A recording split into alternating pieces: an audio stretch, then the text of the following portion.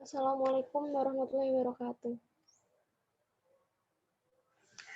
Waalaikumsalam warahmatullahi wabarakatuh. Waalaikumsalam warahmatullahi wabarakatuh. Waalaikumsalam warahmatullahi wabarakatuh. Waalaikumsalam warahmatullahi wabarakatuh. Alhamdulillahirabbil alamin wa bihi nasta'in ala umuri dunya waddin.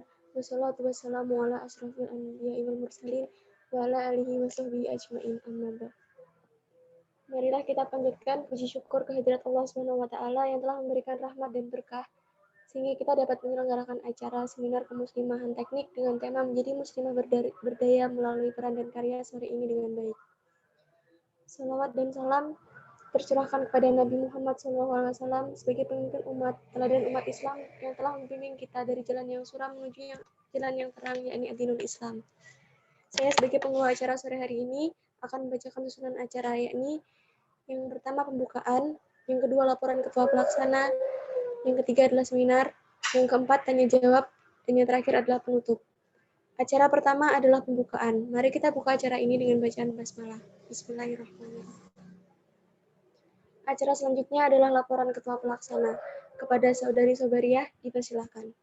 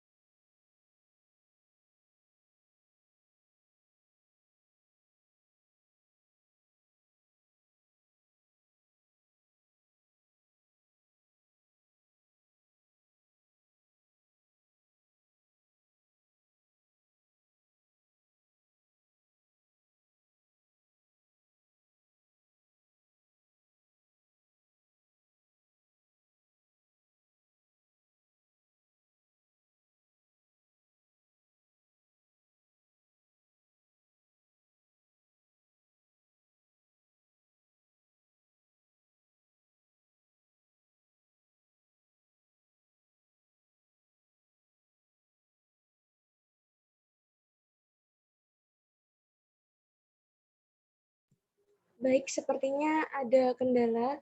Acara akan kita lanjutkan kepada acara yang berikutnya. Acara selanjutnya adalah seminar dengan topik Muslimah tetap berperan dan berkarya meski di negeri minoritas, yang akan menghadirkan Zafira Akila sebagai narasumber, dipandu oleh moderator Fitri Nailah Anwar, dilanjutkan dengan tanya jawab. Acara sepenuhnya saya serahkan pada moderator.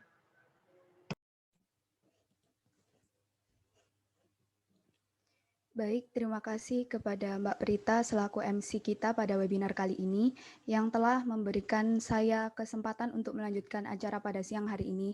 Baiklah, sebelumnya perkenalkan nama saya Fitri Naila Anwar sebagai moderator webinar kali ini. Assalamualaikum warahmatullahi wabarakatuh. Waalaikumsalam warahmatullahi wabarakatuh. Alhamdulillahirrabbilalamin wa bihi nasta'in wa ala umurid dunya waddin wassalatu wassalamu ala asrafil anbiya'i wal mursalin wa ala alihi wa sahbihi ajma'in amma ba'du. Selamat siang, apa kabar teman-teman di siang menuju sore yang masih cerah ini? Saya harap semuanya udah siap ya untuk membahas tema yang sangat luar biasa dan menarik sekali, yakni menjadi muslimah berdaya melalui peran dan karya. Seringkali kita mendengar bahwa kaum muslimin dalam negeri minoritas itu kesulitan dalam menjalankan ibadahnya, terutama kita sebagai muslimah atau perempuan, baik dalam segi pakaian, mencari tempat ibadah, maupun mencari makanan yang halal. Nah, oleh karena itu, pada kesempatan kali ini kita akan membahas bagaimana sih cara kita survive di negeri minoritas, utamanya bagi perempuan, dan ketika survive itu kita bisa menghasilkan peran dan karya di negara tersebut walaupun negara tersebut ialah negara minoritas agama Muslim. Oleh karena itu, pada kesempatan ini kita telah mengundang pemateri yang sangat luar biasa, yaitu Kak Zafira Akila Syazia Syahida dengan topik pembahasan yakni Muslimah tetap berperan dan berkarya meski berada di negeri minoritas.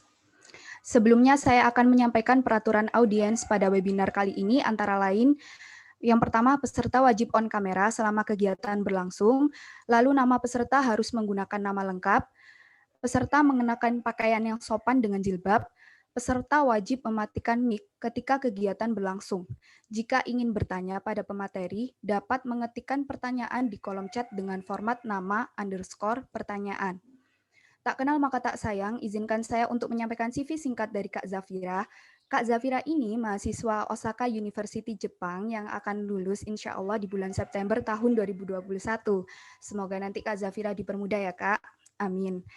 Kemudian Kak Zafira juga sebagai penerima penghargaan beasiswa Max sejak tahun 2017 sampai dengan sekarang. Nah, selain itu, pengalaman kerja Kak Zafira ini yang pertama, Kak Zafira pernah menjadi teaching assistant di Osaka University Jepang. Selanjutnya, Kak Zafira pernah bekerja sebagai global established di Halal Media Jepang. Kemudian sebagai entrepreneur di Toyonaka City Hall di Osaka, Jepang. Kemudian sebagai English tutor di Tutur Indonesia dan sebagai English teacher di SMP Quran Asy-Syahid di Bogor, Indonesia.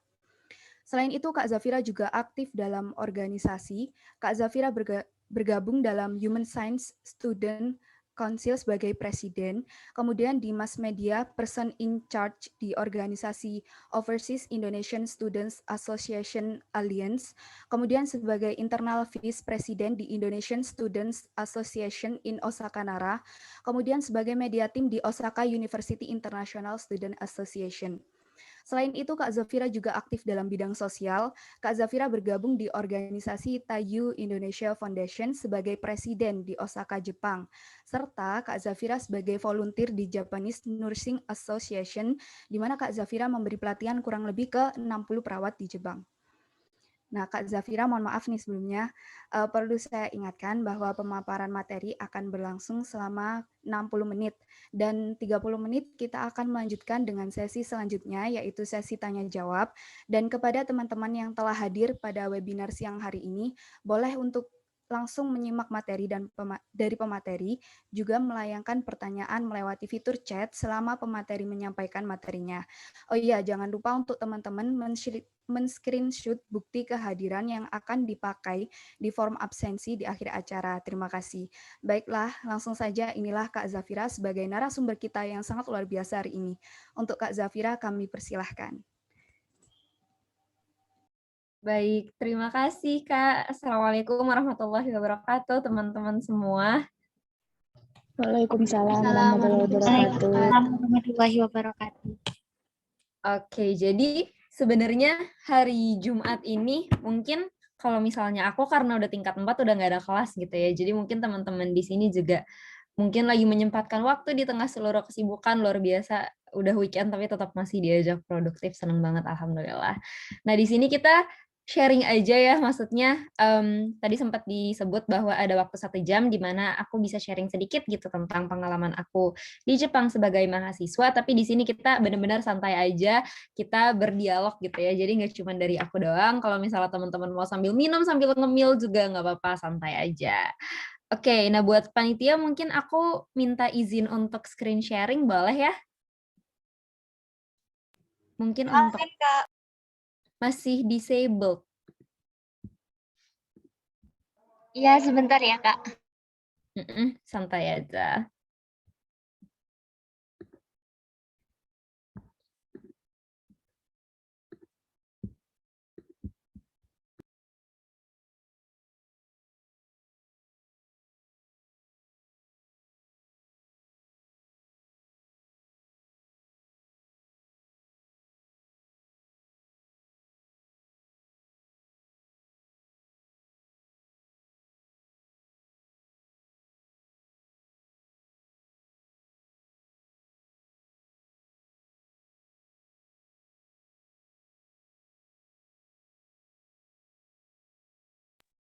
Apakah terlihat?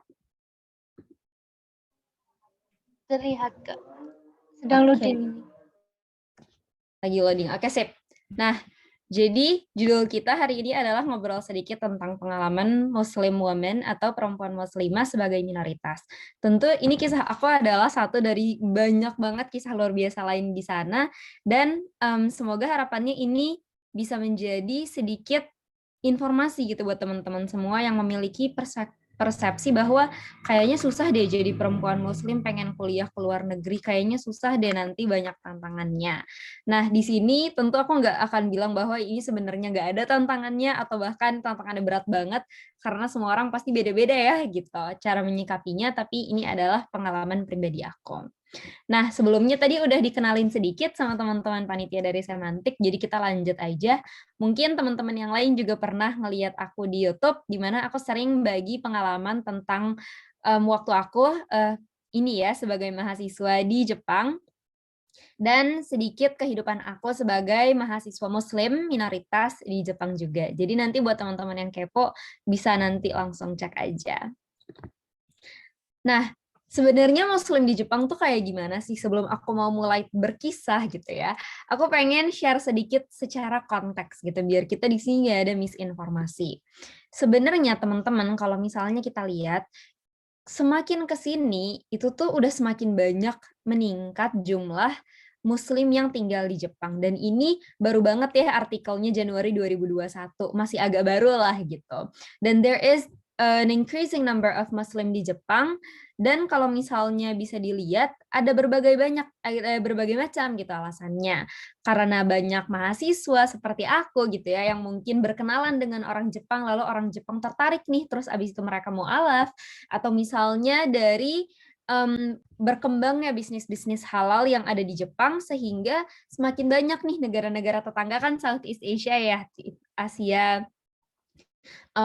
Southeast Asia, dan disitulah semakin banyak orang-orang datang. Nah, kalau misalnya mau ngelihat Jepang sendiri dan treatment mereka terhadap orang Muslim, ini adalah beberapa hal yang bisa kita lihat. Pertama, produk-produk makanan halal itu udah dijual di banyak tempat maupun di supermarket punya Jepang. Jadi bukan supermarket khusus makanan halal ya gitu, tapi kayak kalau di Indonesia istilahnya kita bisa jalan ke Hero, ke Giant, terus habis itu ke supermarket apa aja, itu biasanya kalau besar dan di kota yang dimana populasi muslimnya udah banyak, di situ ada satu rak khusus gitu untuk makanan halal. Di situ kita bisa beli bento kayak yang gambar di tengah, terus kita bisa beli daging halal juga. Terus habis itu halal produk gitu ya, kosmetik skincare yang dengan logo halal pun semakin kesini semakin banyak di Jepang. Jadi secara konteks itulah Jepang yang aku kenal, terutama sebagai mahasiswa yang tinggal di Osaka ya, yang dimana Osaka sendiri juga adalah salah satu tourism spot buat kebanyakan orang. Nah, tapi di tengah Jepang yang seperti itu, tidak hanya produk-produk halal aja yang bikin aku betah tinggal di Jepang. Jepang sendiri adalah salah satu tempat yang memberikan banyak sekali inspirasi buat aku, terutama perempuan muslimah. Karena tentunya aku bukan satu-satunya perempuan muslimah yang pertama kali kuliah di Osaka University, dan aku bukan yang terakhir yang akan kuliah di sini dengan status perempuan muslimah dari Indonesia.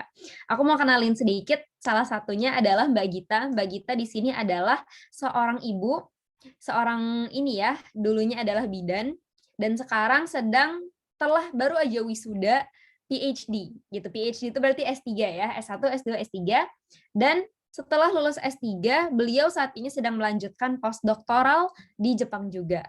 Yang membuat Mbak Gita luar biasa di mata aku adalah Mbak Gita di sini itu sambil ini ya menjadi mahasiswa, beliau memiliki double job. Job keduanya apa? Yaitu sebagai ibu gitu. Jadi selain untuk kuliah juga nih dari pagi sampai sore, bahkan terkadang sampai malam, beliau juga memiliki 2 anak yang dua-duanya adalah usia SD, jadi kuliah SD di Jepang ya.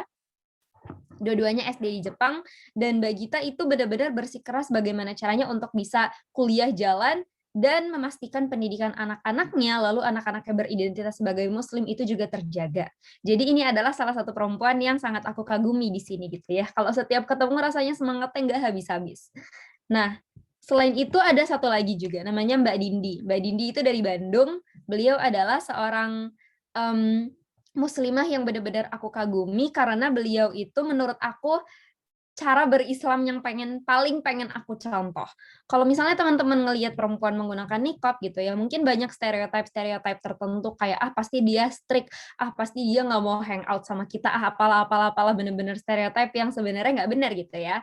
Dan Mbak Dindi adalah tidak seperti itu gitu. Jadi pertama kalinya aku melihat seseorang yang sangat taat dan karena ketaatannya itulah aku melihat beliau dan aku yakin banget gitu karena beliau adalah orang Islam yang bisa ini ya, memiliki vibe yang sangat peaceful dan sangat friendly dan ini benar-benar bikin aku kagum banget. Nah, di Jepang yang dimana kita minoritas menggunakan hijab aja mungkin udah dianggap kayak unik gitu kali ya. Mbak Dindi itu berani berniqab gitu. Mbak Dindi itu datang ke Jepang tidak berniqab, baru memutuskan ingin berniqab setelah datang ke Jepang. Dan beliau juga baru aja nih selesai PhD S3 ya gitu. Jadi udah pulang ke Indonesia dan setelah pulang ke Indonesia beliau akhirnya menikah gitu. Jadi ini adalah dua perempuan yang benar-benar aku kagumi yang eksistensinya sebagai perempuan muslimah itu sama sekali tidak tergoyah walaupun berada di negara minoritas. Selain itu tentu ada banyak lagi gitu ya. Jadi misalnya nih ada toko namanya Asian Halal Mart. Ini adalah satu toko yang jual banyak banget makanan-makanan halal. Kayak di sini teman-teman bisa lihat mie sedap, terus habis itu ada soto ayam juga. Ini adalah produk-produk halal yang pasti selalu dicari gitu ya oleh orang Indonesia dimanapun berada. Dan owner dari Asian Halal Mart ini juga adalah seorang muslimah. Seorang muslimah yang juga seorang ibu yang datang ke Jepang dan berjihad. Jihadnya adalah untuk bisa mempermudah kehidupan muslim yang tinggal di Jepang dengan membuka toko halal. Lalu banyak banget, seperti di sini ada Mbak Melna Monica di Instagram yang jihadnya adalah untuk share informasi tentang motherhood. Terus abis itu ada Kak Aufa Tokyo juga yang jihadnya adalah untuk memperkenalkan busana muslimah atau modest fashion kepada orang Jepang. Jadi banyak banget ya sebagai muslimah kita bisa berkarya di berbagai macam bidang dan yang aku ceritain di sini adalah hanya sedikit dari sekian banyaknya. Nah, perempuan-perempuan inilah yang membuat aku juga nih gitu setelah selesai kuliah di Jepang berharap nanti bisa lanjut lagi S2 harapannya di Inggris dan alhamdulillah kemarin aku udah keterima di University of Cambridge untuk program Masters MPhil in Education. Jadi disinilah aku melihat bahwa butterfly effect dari kita saling menginspirasi satu sama lain itu bisa sangat luar biasa dampaknya. Nah, tapi mungkin di sini banyak teman-teman yang bertanya-tanya gitu kan, as women, why should we aim for the world? Kan kita perempuan, kenapa kita harus gitu bersikeras berusaha untuk pergi keluar sana? Kenapa kita harus susah-susah jadi minoritas? Kalau kita tinggal di Indonesia aja udah enak. Kalau enggak, kenapa kalau kuliah enggak ke Mesir aja, ke Turki aja? Yang kita sebagai Muslim nggak dipertemukan gitu dengan tantangan-tantangan dan itu valid gitu, alasan-alasan seperti itu valid, pertanyaan-pertanyaan seperti itu tuh valid banget. Nah, ada beberapa alasan menurut aku kenapa kita sebagai perempuan harus aim for the world, nggak hanya pendidikan aja tapi juga baik dalam aspek-aspek lainnya gitu. Dan aim for the world bukan berarti kita harus pergi ke luar negeri gitu ya, tapi dalam seluruh jiwa raga ini usaha kita dalam berdakwah, usaha kita dalam berjihad, tidak hanya berusaha untuk mencapai scope circle kita yang paling kecil, tapi juga seluas-luasnya dengan berbagai cara. Nah, pertama yang aku percaya adalah Iqra' gitu. Dan ini bukan suatu kebetulan ya, bahwa ayat yang pertama kali diturunkan ke bumi ini adalah Iqra'. Kenapa menurut aku ini sangat signifikan? Karena Islam adalah agama yang mendorong kita untuk terus belajar, terus berefleksi. Ketaatan kita kepada Allah itu mungkin setengahnya berdasarkan karena kita melihat lingkungan sekitar kita. Mungkin setengahnya adalah karena iman gitu ya, yang memang tidak bisa digoyah. Tapi setengahnya lagi, atau bahkan lebih dari setengah buat aku dan buat banyak orang adalah dengan merefleksikan apa yang sudah diturunkan ke bumi ini dan mengkaitkan, oh iya ya, semua ciptaan, terus abis itu seluruh sains, teknologi, itu yang memang diturunkan dan diciptakan oleh Allah, dan kita di sini tugasnya adalah untuk merefleksikan itu, dan dari situlah kita merasa lebih connected gitu dengan agama kita. Nah, dengan kita bisa keluar dari comfort zone kita nih, biasanya, dan untuk aku pribadi sebagai minoritas, aku merasa lebih terpacu gitu untuk lebih merefleksikan lagi tentang agama aku. Contohnya seperti apa? Kayak di Jepang nih, kalau sore banyak banget kan nenek-nenek jalan keluar, jalan sore, terus sambil jalan sama anjingnya gitu.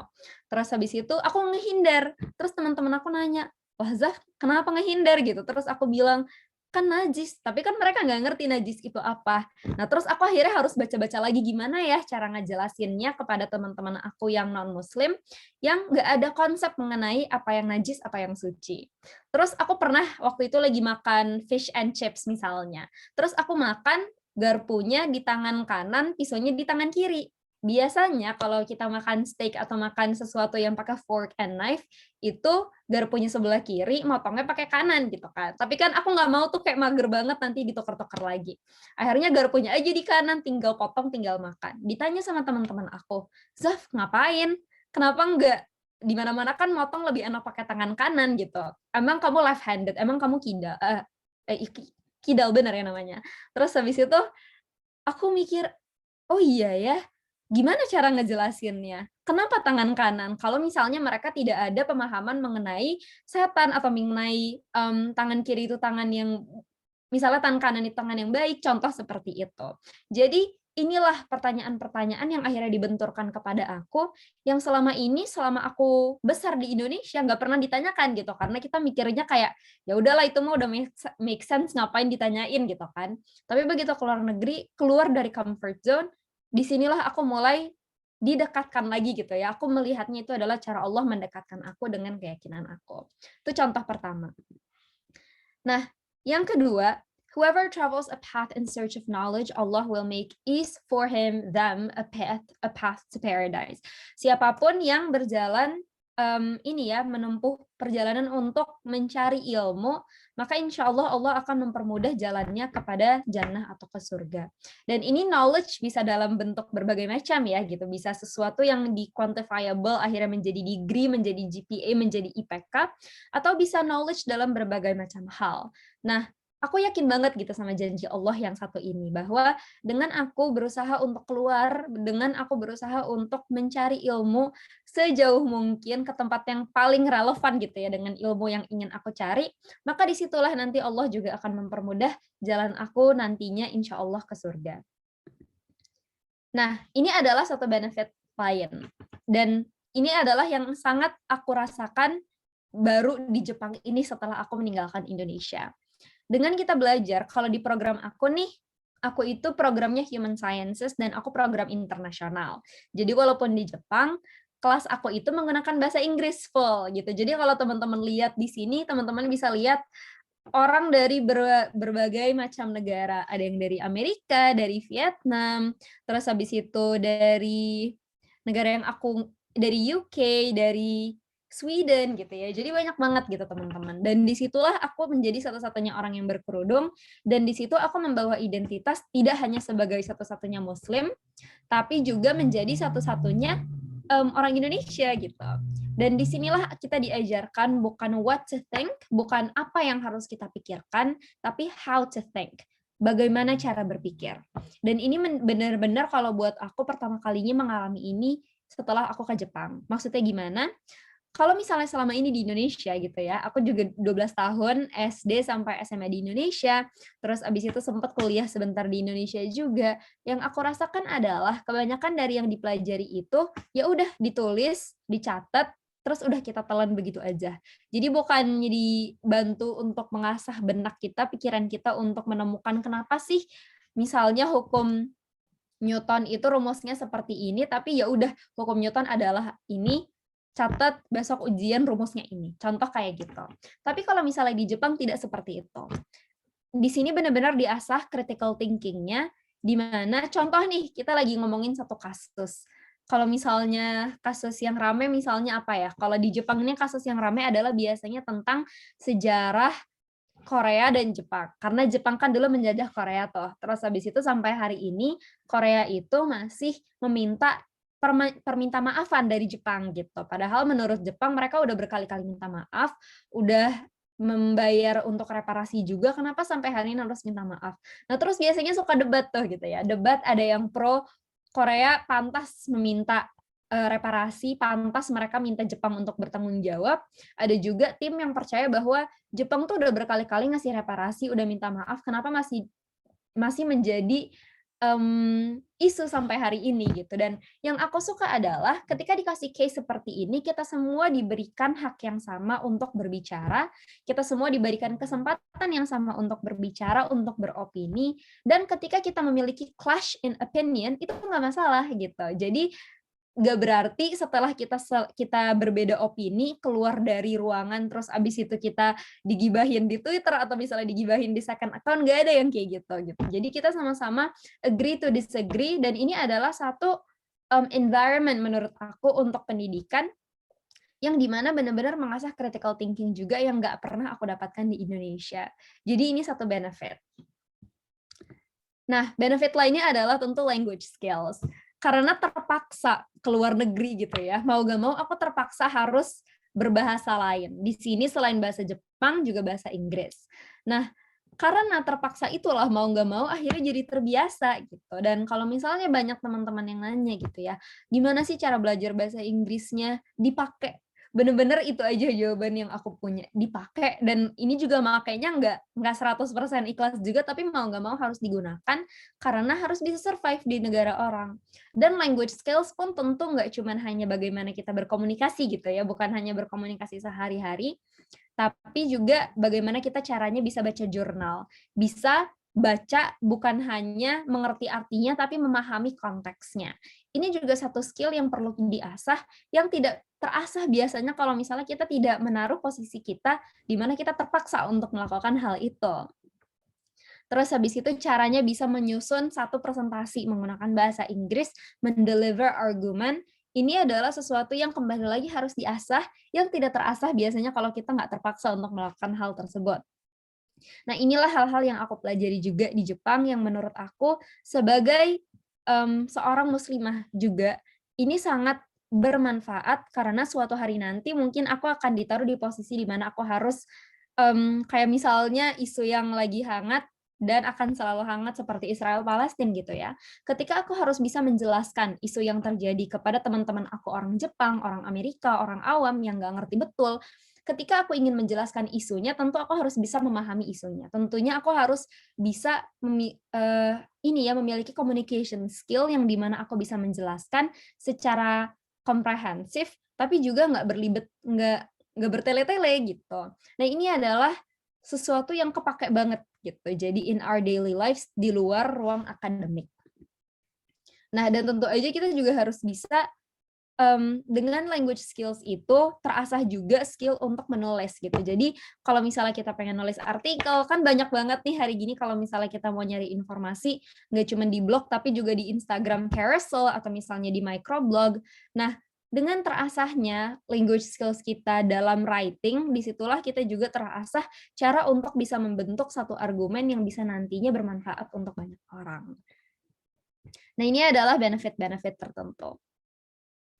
Nah, ini adalah satu benefit yang menurut aku sebagai orang Islam menjadi sangat penting gitu ya, yaitu menjadi nyaman dengan individualitas kita sebagai seorang Muslim.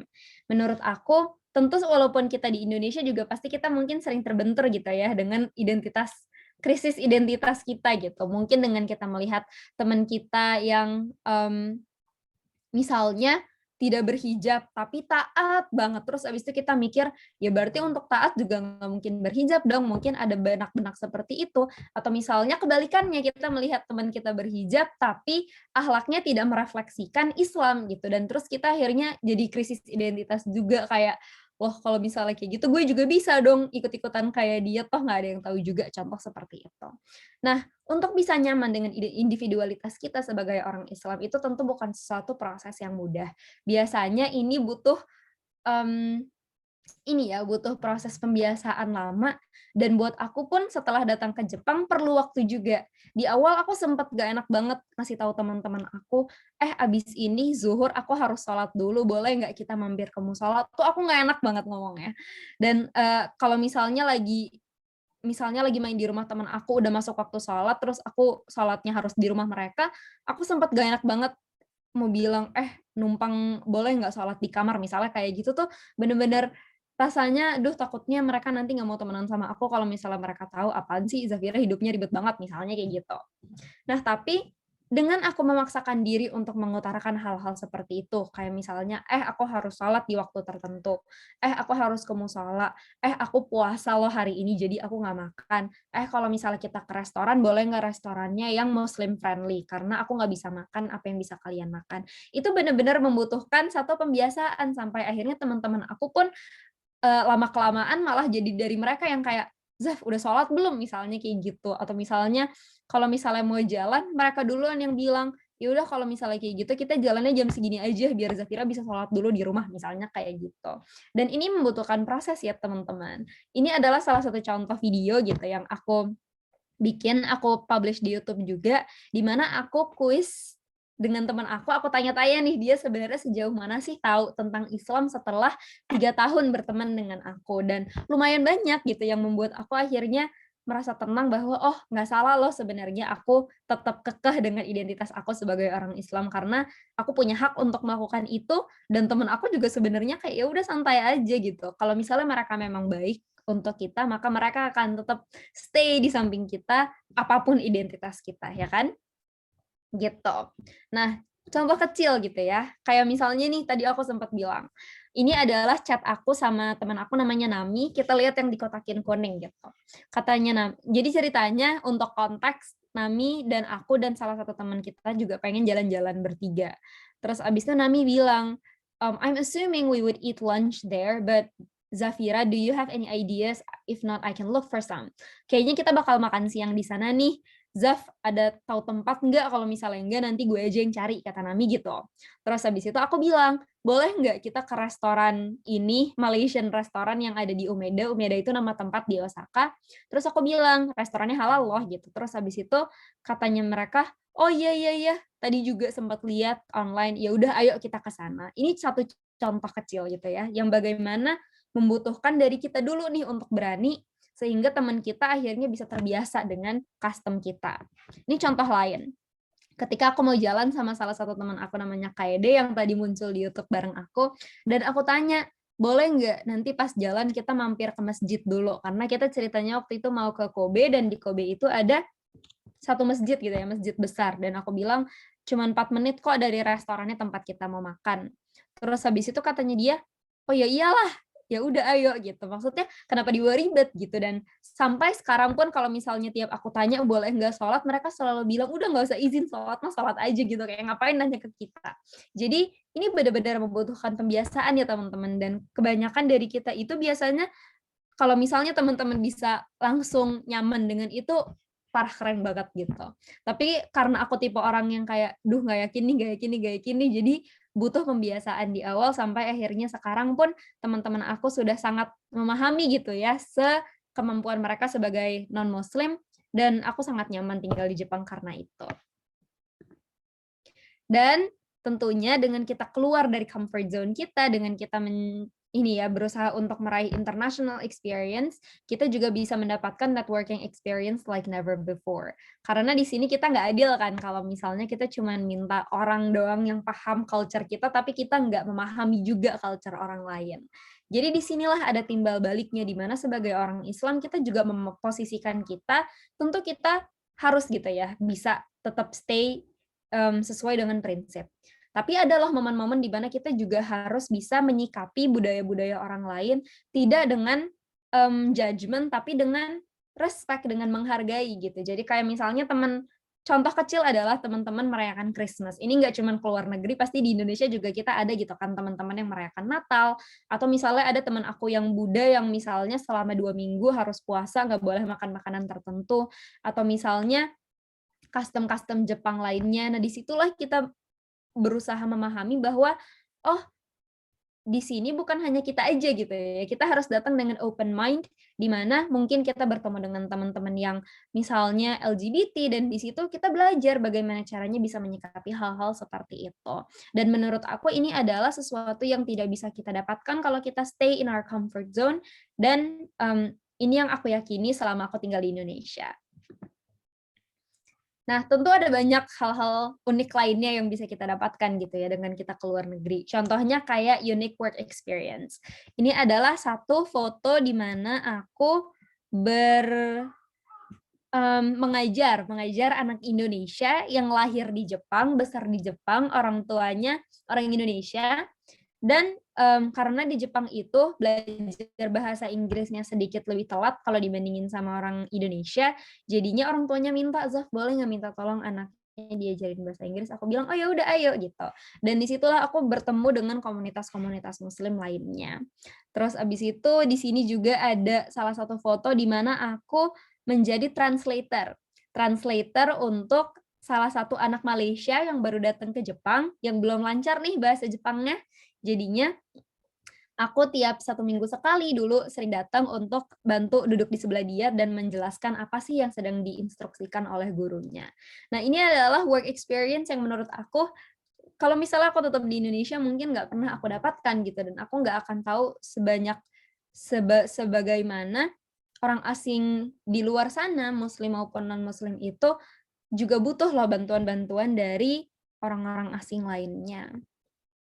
Terus ada internship juga gitu ya dengan food diversity, atau kalau misalnya buat teman-teman mungkin tadi sempat disebut Halal Media Japan, ini adalah satu media di Jepang yang memberikan informasi kepada muslim-muslim di luar sana tentang bagaimana sih rasanya tinggal di Jepang gitu. Jadi dari touring atau muslim traveling, halal travel gitu ya, di salah satu tempat, terus abis itu bagaimana caranya menjadi mother, terus abis itu opsi-opsi untuk child raising di Jepang, terus halal restoran di Hokkaido yang bisa kita makan. Nah, ini adalah satu company yang tujuannya adalah men-share informasi biar muslim di Jepang bisa hidup dengan nyaman, baik resident maupun turis.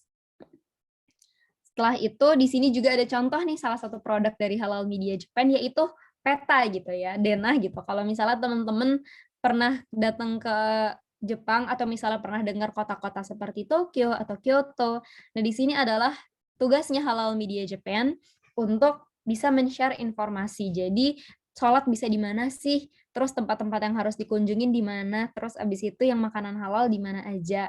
Terus service lainnya juga adalah seperti ini, di mana kita bisa nge-scan nih di supermarket, kan nggak biasanya tuh nggak semuanya halal gitu ya, makanan yang dijual di convenience store atau kayak Alfamart, Indomaret-nya kita. Nah, jadi ada tuh app yang dipakai untuk nge-scan, kira-kira mana sih yang halal, kira-kira mana nih yang enggak, gitu. Nah, dan tentunya dengan berada di opportunity inilah aku juga bisa melakukan banyak hal untuk share informasi ke teman-teman semua. Dengan harapan biar teman-teman semua juga bisa melihat bahwa sebenarnya sebagai perempuan muslim gak ada loh yang menghalangi kita. Benar-benar gak ada yang menghalangi kita, karena mental barrier terbesar adalah diri kita sendiri. Selama kita ingin melakukan itu, selama kita memiliki tekad untuk melakukan itu, maka yang bisa kita lakukan adalah usaha, dan dengan usaha juga tentunya dengan menaruh harapan dan doa ke Allah, dan selama niatnya kita adalah untuk memberi manfaat, untuk menjadi value kepada perempuan-perempuan muslim lainnya, untuk bisa mengangkat umat bersama-sama, maka insya Allah kenapa enggak gitu kan. Nah, jadi inilah harapan-harapan yang aku miliki gitu ya selama aku bikin video dan share informasi-informasi tentang rasanya tinggal di Jepang di platform-platform aku seperti YouTube, blog, dan Instagram. Nah, mungkin sebenarnya nggak 1 jam kali ya, harapannya nggak apa-apa. Cuman satu pesan gitu ya, yang buat teman-teman semua yang aku miliki adalah satu quotes yang aku ambil dari Atomic Habits. Dan quotes yang aku suka adalah, you don't have to be the victim of your environment, you can be the architect of it. Maksudnya gimana? Kita nggak perlu menjadi korban dari lingkungan kita, karena kita bisa menjadi arsitek dari lingkungan kita. Kita bisa take control.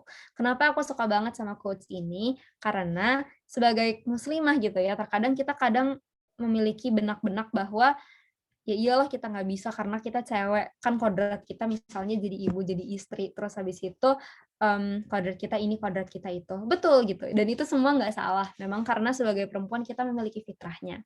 Tapi yang dimaksud fitrah untuk manusia itu bukan berarti pembatas buat kita. Itu yang aku pengen mungkin share buat teman-teman semua.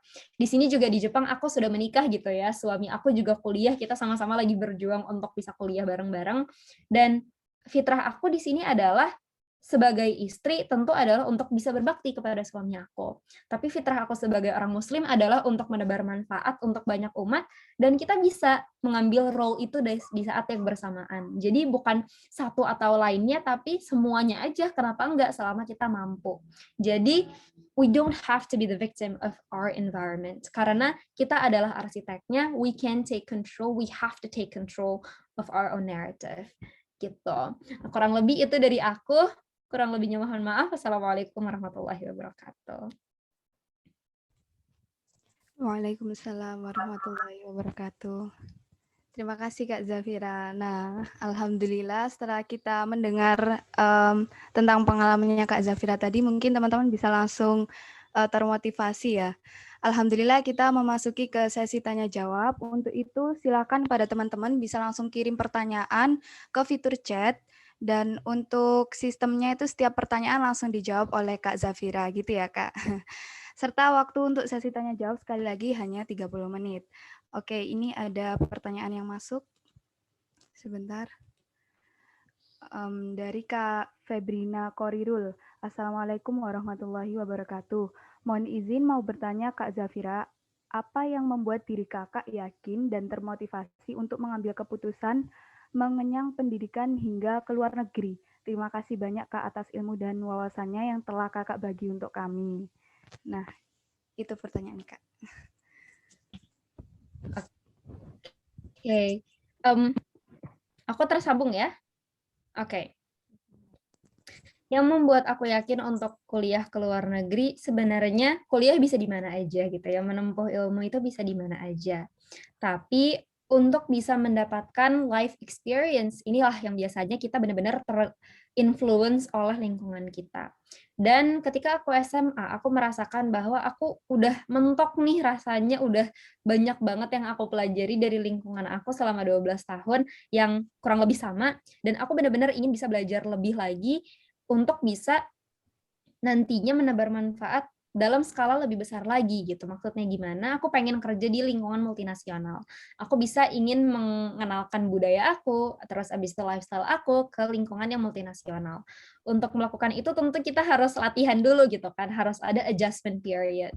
Nah, kuliah di luar negeri inilah yang menurut aku menjadi adjustment period buat aku, di mana aku terbiasa untuk berinteraksi dalam komunitas global, dan dengan komunitas global ini aku bisa merasa lebih dekat gitu dengan agama aku gitu. Jadi kalau misalnya nanti udah kerja di luar negeri misalnya ya, nggak ada lagi yang namanya culture shock, terus abis itu bukannya fokus kerja malah identitas gitu, malah krisis identitas, contohnya seperti itu. Jadi itu sih yang membuat aku yakin bahwa aku ingin kuliah di luar negeri. Alasan lain adalah karena memang ada ilmu-ilmu tertentu yang harus dicari di luar negeri karena Indonesia sendiri adalah bukan ahlinya. Contoh seperti apa? Saat ini aku pengen memfokuskan riset aku di pendidikan seksual. Nah, pendidikan seksual ini sendiri adalah satu topik yang di Indonesia sendiri belum terlalu banyak dikupas gitu ya. Dan aku pengen belajar di negara di mana ini sudah menjadi topik yang umum, sudah banyak risetnya, sudah banyak ahlinya, sehingga aku bisa langsung mencari ilmu atau berguru dengan ahli-ahli tersebut gitu. Nah, jadi itulah yang membuat aku ingin kuliah ke luar negeri agar bisa berguru langsung dengan ahlinya, agar nanti bisa diimplementasikan insya Allah ke depannya di Indonesia. Seperti itu kurang lebih. Baik, terima kasih Kak Zafira. Kemudian ada pertanyaan lagi nih dari Kak Siti Faiza Nuraini. Assalamualaikum Kak Zafira, izin bertanya. Kakak itu untuk bisa bahasa Jepang, bahasa Inggris, nulis jurnal, artikel, dan lain-lain, itu persiapannya berapa lama Kak? Terima kasih. Oke, terima kasih Kak Siti Faiza Nuraini. Dari aku pribadi untuk bisa berbahasa Inggris itu proses yang seumur hidup ya kalau buat aku gitu, dan apakah udah selesai tentu belum, karena sampai saat ini pun aku masih belajar. Untuk persiapannya sendiri sebenarnya ini bukan sesuatu yang setelah dipersiapkan ya udah kita selesai begitu aja. Belajar itu buat aku adalah sesuatu yang dilakukan setiap hari, dan untuk pembiasaannya yang sering aku lakukan dulu adalah banyak nonton YouTuber dari luar negeri. Itu satu yang selalu aku lakukan. Kalau dulu aku SMP, YouTuber yang aku suka tonton itu kayak Zoella, Niga Higa, pokoknya YouTuber dari luar negeri dengan aksen bahasa Inggris apapun aku coba tonton. Ngerti gak ngerti aku coba aja karena itu adalah proses pembiasaan. Kalau kita ingin belajar suatu bahasa, kita harus nyaman dengan yang namanya tidak nyaman karena tidak paham gitu. Nah, selain itu juga aku sering coba baca, misalnya aku suka baca komik nih, yang selama ini baca komiknya bahasa Indonesia, ya udah aku ganti pakai bahasa Inggris. Suka baca novel yang biasanya pakai bahasa Indonesia, aku pakai bahasa Inggris. Subtitlenya dulunya bahasa Indonesia, aku ganti subtitle bahasa Inggris. Jadi benar-benar memaksa diri aja sih gitu untuk terpacu. Nah, untuk akademik sendiri, ini juga harus proses pembiasaan. Jadi aku banyak dikasih artikel gitu ya dari kampus yang dimana akademik kontennya ya udah mau gak mau aku baca.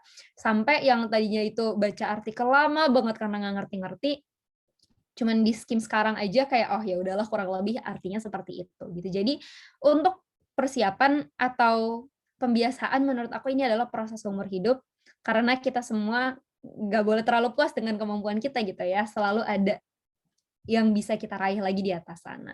Jadi kurang lebih gitu sih. Mulai dari yang paling nyaman dengan kita. Kalau kita sukanya nonton film, mulai dari nonton film. Kalau kita sukanya dari baca, mulai dari membaca. Kurang lebih seperti itu. Baik Kak, ini ada pertanyaan selanjutnya dari Kak Erika Romantika. Assalamualaikum Kak Zafira, izin bertanya, bagaimana cara Kak Zafira memanajemen waktu antara keluarga, pendidikan, dan sebagai konten creator? Mengingat Kak Zafira akan lanjut S2 dan di sisi lain Kak Zafira sudah berkeluarga. Oke, bagaimana cara memanage waktu antara keluarga dan pendidikan? Kalau misalnya ditanya pertanyaan ini, aku kadang suka bingung jawabnya karena rasanya nggak ada bedanya gitu. Karena di sini keluarga aku adalah suami aku gitu ya, dan di mana statusnya juga sebagai mahasiswa. Jadi keseharian kita pun sama, kita sama-sama kuliah, sama-sama belajar, sama-sama ngerjain tugas gitu. Dan yang aku rasakan adalah justru dengan menikah semuanya menjadi lebih mudah karena yang biasanya apa-apa aku kerjain sendiri, sekarang aku bisa ngerjain berdua gitu. Yang biasanya aku pulang kampus, duh capek, belum jemur, belum nyetrika, belum nyuci piring, sekarang udah bisa minta tolong kayak belum pulang, tolong dong cuci piring, udah ada yang nyuciin gitu. Terus nanti suami aku juga kayak mau makan ini, ya udah aku yang masakin gitu. Jadi bisa win-win solution, bukannya nambah pekerjaan, mungkin teman-teman mikirnya malah nambah pekerjaan, enggak, justru malah mengurangi pekerjaan. Nah, tapi untuk bisa memanage waktu dengan hal-hal lain, misalnya contoh seperti organisasi atau misalnya membuat konten, ini tentu harus diiringi dengan perencanaan yang baik. Kalau misalnya teman-teman pernah lihat di video aku terbaru, aku suka banget yang namanya menjadwalkan kehidupan aku gitu. Jadi misalnya nih, aku pengen ngapain selama 4 minggu ke depan, itu aku duduk, aku rencanakan gitu. Jadi aku bener-bener nggak bisa yang namanya dadakan, minggu ini kita harus jalan, nggak bisa. Kalau misalnya belum direncanain, aku nggak mau pergi, misalnya kayak gitu. Jadi aku bener-bener mengalokasikan waktu untuk diri aku sendiri, dan aku kalau misalnya ada agenda yang datang dari luar, ya berarti gantian gitu. Aku nggak mungkin menaruh prioritas yang baru datang di akhir-akhir untuk diri aku sendiri. Jadi perencanaan dengan baik, setiap minggu kalau bisa menjadi rutinitas, kita duduk, kita lihat jadwal kita lihat mana yang udah beres, mana yang belum, mana yang harus dikerjain, mana yang prioritas. Jadi ini butuh waktu gitu, dan untuk membiasakan ini juga perlu waktu, tapi kalau itu bisa menjadi habit, itu benar-benar membantu banget kita bisa melakukan apa yang ingin kita lakukan.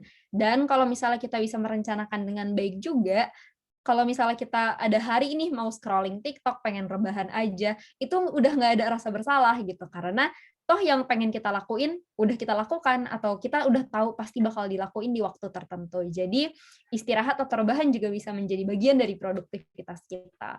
Kurang lebih kayak gitu. Baik Kak Zafira, ini ada lagi dari Kak Ali Filindi Putri, dari mahasiswa Universitas Riau. Izin bertanya nih sama Kak Zafira mengenai tanggapan orang lain terhadap apa saja yang kakak lakukan atau kewajiban kakak sebagai seorang muslimah. Apakah kakak pernah menemukan penolakan atau tanggapan yang tidak bisa menerima dengan kewajiban yang kakak lakukan? Mungkin parahnya semacam orang yang Islamophobia. Jika ada, bagaimana kakak menanggapi seseorang yang seperti itu? Diabaikan atau menjelaskan kepada orang tersebut? Sebelumnya, terima kasih banyak Kak atas sharingnya yang luar biasa. Oke, terima kasih Alifi Lindi Putri. Mungkin pertama kali ya, aku ngelihat di sini ada beberapa pertanyaan. Yang pertama adalah penolakan sebagai seorang muslimah. Biasanya kalau misalnya ada yang menolak apa yang aku lakukan atas dasar muslimah, maka berarti aku juga suka berkaca diri gitu untuk melihat muslimah maksudnya seperti apa sih gitu. Misalnya ada yang bilang bahwa muslimah itu nggak boleh nggak boleh berkonten untuk yang khalayak umum, contohnya seperti itu. Atau misalnya ada yang bilang kayak muslimah nggak boleh berperan yang misalnya aku juga nggak pernah sih terlalu banyak mendengar hal-hal seperti itu. Tapi contoh kalau misalnya ada yang berkata seperti itu, biasanya yang aku lakukan adalah merefleksi dulu. Terus abis itu aku cari, benar nggak sih sebenarnya muslimah itu seperti yang mereka katakan? Benar nggak sih mereka memahami konteks muslimah itu sedemikian rupa yang benar-benar merefleksikan Islam. Karena biasanya persepsi masyarakat itu belum tentu sejalan dengan apa yang sebenarnya diturunkan oleh Islam gitu kan. Jadi pertama nggak baper, yang kedua adalah untuk belajar lagi, baca lagi. Bener nggak sih? Karena bisa jadi ini adalah datang dari tempat untuk menjaga gitu kan. Datang dari tempat untuk bisa melindungi aku sebagai seorang muslimah, dan itu aku hargai gitu. Nah, tapi biasanya aku coba belajar lagi, dan kalau misalnya ternyata aku rasa itu tidak sejalan dengan Islam yang aku pahami, maka ya udah, aku bilang aja, maksudnya, oh iya nggak apa-apa, makasih ya, gitu, terus udah lewat. Pokoknya senyumin aja, karena biasanya kalau misalnya disenyumin nggak mungkin diserang balik gitu. Nah, terus habis itu kalau misalnya penolakan overall gitu ya sebagai minoritas, kalau misalnya ada orang yang memiliki bibit-bibit Islamofobia, seperti apa penanganannya. Kembali lagi ini tergantung dengan orangnya. Contoh nih, di beberapa kali di Jepang aku pernah di kelas namanya Human Rights. Di kelas Human Rights itu kita ngomongin tentang corporal punishment atau hukuman mati, hukuman fisik. Terus abis itu dosen aku ngasih peta gitu kan di papan tulis. Terus abis itu ngasih lihat, nanya ke kita semua. Menurut kalian di mana aja nih di dunia ini yang hukuman mati itu masih berlaku? Terus habis itu ada salah satu orang yang bilang Islamic countries. Terus habis itu aku ketawa. Bukan ketawa, maksudnya kayak oh iya ya gitu. Terus habis itu orang-orang langsung mikir kan kayak iya ya kenapa ya gitu. Maksudnya dalam artian kenapa Islam yang katanya agama peaceful terus habis itu mengiyakan hukuman mati. Nah, biasanya kalau kayak gitu aku jelasin gitu, karena definisi human rights kita sebagai manusia antara kamu yang besar di negara barat dengan aku yang orang Islam itu beda gitu kan. Kita punya hukum justice sendiri yang nggak bisa disamakan dengan hukum justice oleh PBB, dan ini adalah satu perbedaan yang mungkin harus bisa kita saling pahami gitu. Jadi kita ngobrol aja baik-baik. Tapi kalau misalnya mereka sendiri udah datang bukan untuk membuka pikiran tapi untuk mencemooh, biasanya nggak aku ladenin gitu, kayak oh ya udah emang kamu nggak mau tahu, kamu pengennya cuma menghina aja, aku juga malas ngeladeninnya, semoga hati kamu terbuka gitu. Jadi dibawa santai aja semuanya, karena yang aku coba yakini adalah ketika ada cacian itu biasanya datang dari hati yang tidak memahami atau EQ yang memang tidak terlatih gitu. Jadi take the high road, bawa santai aja. Islam is peaceful, itu yang aku yakini. Semoga menjawab. Baik Kak, itu tadi ya penjelasannya untuk Kak Alifi Lindi Putri. Sembari menunggu pertanyaan lain yang masuk, nah saya ingin bertanya nih Kak, kan kakak kan keluar ke Jepang, nah itu biasanya ada nggak sih Kak dari keluarga kakak sendiri itu kayak jangan dong nanti kan kita jauh dari keluarga, dari Indonesia ke Jepang kan kayak harus naik pesawat terus nggak tahu dia transit kemana kayak gitu tuh, gimana Kak Zafira menyikapi atau menjelaskan kepada orang-orang terdekat kayak gitu Kak? Sebenarnya yang aku yakinin adalah kalau misalnya orang-orang terdekat kita itu memang peduli dengan kita, memang sayang dengan kita, maka mereka akan mendukung cita-cita kita. Itu yang aku yakinin gitu. Jadi ketika awal aku juga bilang ke orang tua aku, mungkin alhamdulillah orang tua aku adalah orang-orang yang memang sangat mendukung gitu ya kalau misalnya untuk pendidikan gitu. Jadi ketika di awal aku bilang aku pengen kuliah di Jepang, orang tua aku pun bilang, "Oh ya udah cari aja coba caranya gimana," gitu. Terus aku bilang kayak, "Oh ya udah ayo kita cari caranya gimana." Jadi benar-benar nggak ada penolakan sama sekali gitu. Dan mungkin alhamdulillah karena keluarga aku juga dulu orang tua aku sama-sama kuliah di Jepang juga gitu ya. Jadi mereka tidak merasa ada yang tidak ada alasan kenapa tidak gitu. Jadi kalau misalnya memang orang-orang terdekat kita betul kenal dengan kita dan tahu bahwa ini adalah sesuatu yang penting buat kita, maka menurut aku seharusnya tidak ada penolakan sih. Dan seandainya ada, maka disitulah tugas kita untuk bisa meyakini bahwa memang ini penting untuk kita dan apa sih namanya kalau misalnya zaman sekarang kita LDR toh ada Zoom juga gitu kan. Jadi baik itu dengan teman, baik itu dengan siapa aja tetap bisa komunikasi insya Allah selama kita niat. Oke, baik Kak Zafira, sangat menjawab sekali. Untuk teman-teman, silakan yang ingin bertanya lagi, langsung layangkan ke fitur chat. Nah, kapan lagi nih ketemu Kak Zafira? Bisa dijawab secara langsung dan ngobrol-ngobrol langsung dengan Kak Zafira. Untuk itu, silakan langsung kirimkan pertanyaannya ya teman-teman.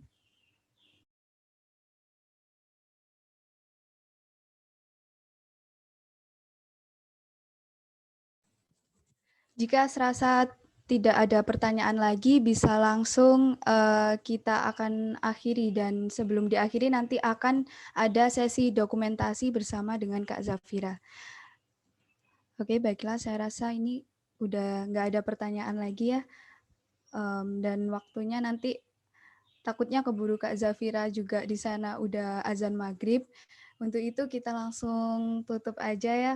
Mungkin baik, luar biasa sekali. Terima kasih banyak ya Kak Zafira. Mungkin sesi tanya jawab ini dicukupkan dulu. Semoga nanti lain kali kita bisa bertemu langsung dengan Kak Zafira ya. Amin. Untuk itu, baiklah saya akan mereview sedikit yang udah Kak Zafira paparkan sebelumnya. Nah, tadi itu kan sebagai muslimah kita tetap bisa berperan dan berkarya meski berada di negeri minoritas. Nah, banyak kiat-kiat dari Kak Zafira. Tadi ada beberapa yang sudah dipaparkan seperti Iqra, harus membaca, dan nanti apabila sudah terbiasa membaca, kita akan terbiasa untuk menjelaskan kayak budaya kita kepada orang-orang di Jepang. Tadi kan di Jepang karena contohnya. Nah, kemudian kita berpikirnya itu bagaimana cara berpikir, tapi bukan untuk apa kita berpikir.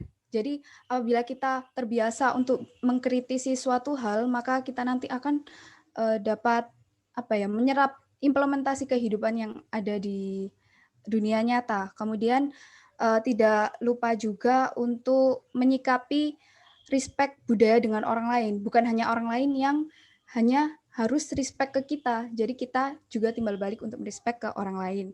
Kemudian selain itu, jangan takut untuk keluar dari zona nyaman, karena itulah yang senjata yang paling ampuh mungkin buat bisa berkarya di manapun kita berada. Mungkin itu kesimpulan dari saya. Kami ucapkan terima kasih kepada Kak Zafira yang sudah berbagi ilmunya kepada kita semua, dan juga terima kasih kepada audiens yang sudah menyimak dengan antusias sesi tanya jawab pada hari ini. Saya kembalikan acara ini kepada Mbak Prita selaku MC. Baik, terima kasih Fitri. Sebelumnya, sebelum acara saya tutup, bisa dokumentasi dulu ya sama Kak Zafira. Untuk teman-teman, silahkan on cam semuanya.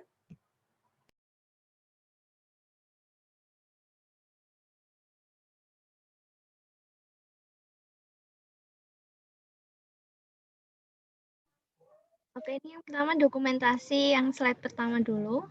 1, 2, 3. Kemudian sekarang yang slide kedua. Silahkan on kamera yang slide kedua. 1. Oke. Ya, saya tunggu dulu sampai on cam. 1, 2, 3. Oke, terima kasih teman-teman. Baik, terima kasih teman-teman. Demikian seminar hari ini. Semoga apa yang disampaikan oleh Kak Zafira tadi dapat menambah ilmu dan bermanfaat bagi kita semuanya. Kami selaku panitia memohon maaf yang sebesar-besarnya apabila ada kesalahan tutur kata dan penyampaian. Mari kita tutup acara hari ini dengan bacaan hamdalah. Alhamdulillahirabbil alamin. Sekian dari saya. Wassalamualaikum warahmatullahi wabarakatuh. Waalaikumsalam warahmatullahi wabarakatuh.